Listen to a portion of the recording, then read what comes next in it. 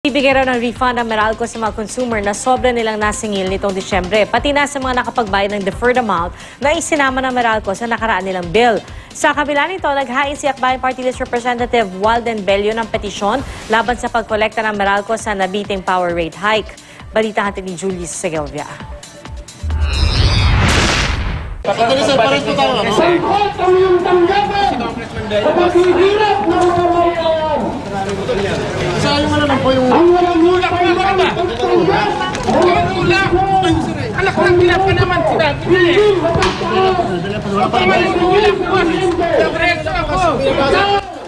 Matapos sarangi ng mga gwardya ng gusaling inookupa ng Energy Regulatory Commission sa Pasig, tuluyan ding nakapaghain ng petisyon si Akbayan Party List Representative Walden Bello kontra sa pagkolekta ng Meralco sa mahigit 5 pisong nabiting power rate hike noong Enero.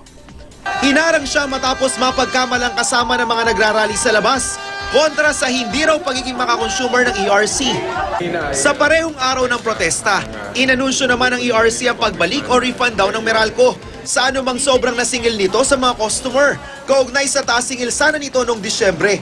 Ilang customer kasi ang nasingil na ng mahigit 2 piso, na una sana sa 3 installment ng taas singil. Hindi naman matiyak kung ilan sa mga customer na nakakuha ng bill na may deferred amount o yung halaga ng naka-TRO pang taas singil ang nagbayad na nito matapos isama ng Meralco sa total amount due.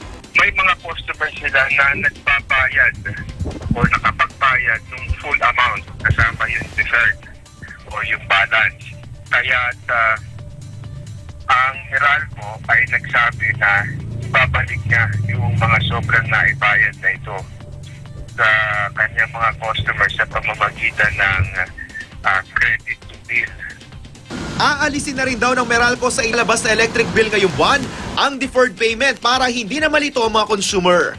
Julius Segovia, GMA News.